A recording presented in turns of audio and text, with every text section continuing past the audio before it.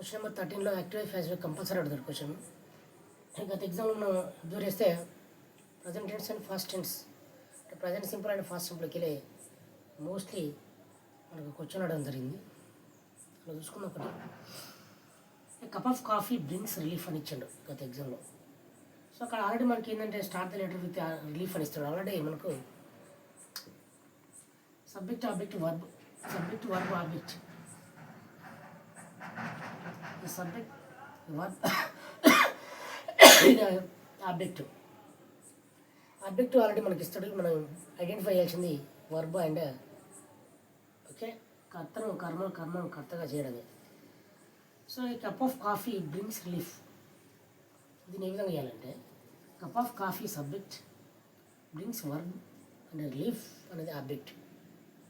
So subject plus verb plus object ఇక్కడ మనకు ఉంది. Subject plus verb plus object ఇది స్ట్రక్చర్.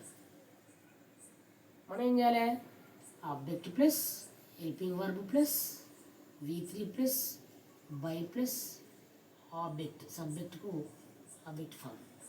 ఎగ్జాంపుల్ చేస్తే మీకు అర్థమవుతుంది. 1 2 3 పార్ట్ ఇస్తున్నాడు. ఫస్ట్ 3 రిలీఫ్ వాడు ఆల్రెడీ ఇస్తాడు. వాడు రిలీఫ్ ఏకవచనం వాడికి ఇజ్రాయల్. ఎందుకు ఇజ్రాయల్ అంటే ఈ కప్ ఆఫ్ కాఫీ బ్రింగ్స్. ఇక్కడ బ్రింగ్స్ అనే వర్బ్ అనేది మనకు V1, బ్రాట్ అంటే వర్బ్ 2 ఉంది. సో V1 గట్టికి వర్బ్ 1 అంటే అది ఏ టెన్స్ పెడుతుంది మనకు ప్రజెంట్ టెన్స్. ప్రజెంట్ యొక్క హెల్పింగ్ వర్బ్ ఏంది ఇక్కడ ఈజ్. ఇదేంటి అది సింగులర్కి అయితే ఈజ్, ప్లూరల్కి అయితే are. So relief is relief ఒకటే ఇస్తాడు ఎగ్జామ్లో మీకు ఆన్సర్. తర్వాత మనం ఏం చేయాలి ఇక్కడ సింగులర్ ఉంటే ఈజ్. ప్యాస్వేలో ఆల్వేస్ వర్బ్ 3 ఉంటుంది గుర్తుంచుకోండి. ప్యాస్వేలో ఆల్వేస్ మనకు V3 ఉంటుంది.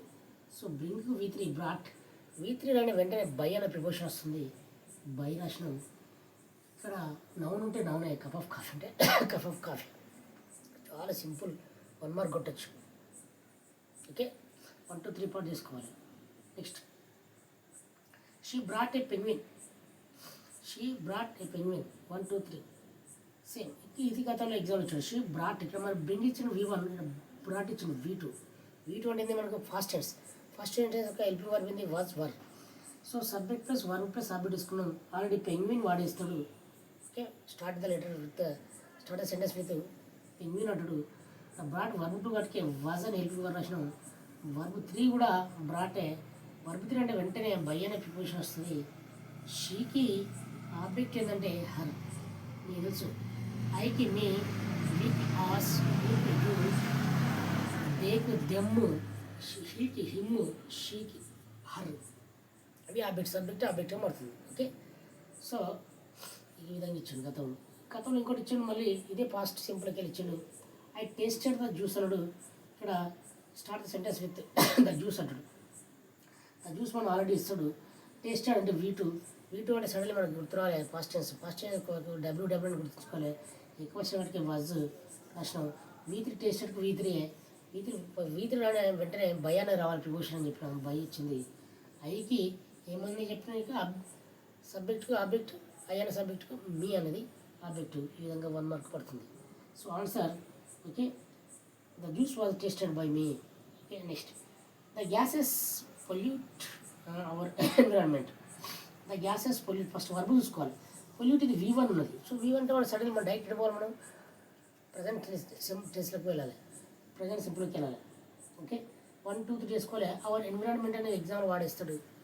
స్టార్ట్ చేయమని sentence with start our environment. Pollute అనే V1 గట్టికే ప్రజెంట్ టెన్స్ యొక్క హెల్పింగ్ వర్బ్ ఈజ్. ఆల్వేస్ మనకు వర్బ్ 3 వస్తుంది. ఇప్పుడు పొల్యూటెడ్ వర్బ్ 3 వెంటనే బై అనే ప్రిపోజిషన్ వస్తుంది. తర్వాత ద జ్యూస్ ఉంటుంది. ఏ విధంగా ఐవి యూద ఈ షీట్కి అయితేనో ఆబ్జెక్ట్ చేంజ్ అయితే నౌన్కు సేమే ఉంటుంది. ఇట్ కూడా సేమ్ ఉంటుంది. యూ కూడా సేమే ఉంటుంది. ఐకి మీ, వీకి ఆస్, యూకు యువే ఉంటుంది. దేకు దెమ్ము, హీకి హిమ్, షీకి హర్ ఉంటుంది. ఇది ఫార్ములా. సో మనం గతంలో చాలా పేపర్లు చూస్తే నేను అబ్జర్వ్ చేసింది ఏంటంటే ప్రజెంట్ సింపుల్ లేదా పాస్ట్ సింపుల్కి వెళ్ళి మీకు యాక్టివ్ ఫేస్ అడగడం జరుగుతుంది. సింపుల్ యాక్టివ్ ఫేస్ చేంజ్ చేసేటప్పుడు ఆల్రెడీ మనకు సబ్జెక్టు వర్బు ఆబ్జెక్ట్ డివైడ్ చేసుకుంటాం. ఆబ్జెక్ట్ ఆల్రెడీ ఎగ్జామ్లో పేపర్లో ఉంటుంది. మనకు మెయిన్ ఐడెంటిఫై చేయాల్సిందంటే వర్బు V1 ఉందా V2 ఉందా చూసుకోవాలి. V1 ఉంటే మనం ప్రజెంట్ టెన్స్కి వెళ్ళాలి. ప్రజెంట్ టెన్స్లో ఈజీ హెల్పింగ్ వర్బ్ చూసుకోవాలి. V3 రాలే వెంటనే బై వస్తుంది, ఆబ్జెక్ట్ వస్తుంది. V2 కనుక ఉంటే వాజ్ లేదా వర్ ఉంటుంది, ఎక్కువ చెంత వాజ్ బహువచంత వర్. వెంటనే V3 అనే బై వస్తుంది, సబ్జెక్ట్ ఉంటే ఆబ్జెక్ట్ మారుతుంది. ఇది ఈ విధంగా చిన్న టాపికే 1 మార్క్ ఎట్టుకుపోదు. సో ప్రాక్టీస్ చేయండి. యాక్టివ్ ఫ్యాస్ గురించి బ్రీఫ్ వీడియో కావాలంటే నా యూట్యూబ్ ఛానల్లో ఉంటుంది. స్పెషల్గా ఈ యాక్టివ్ ఫ్యాస్ చేయడం జరిగింది, దాన్ని వినండి.